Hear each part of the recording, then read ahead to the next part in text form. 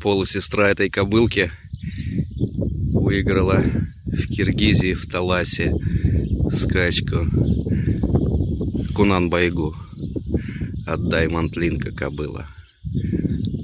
А этот жеребенок от Лаки Фёста.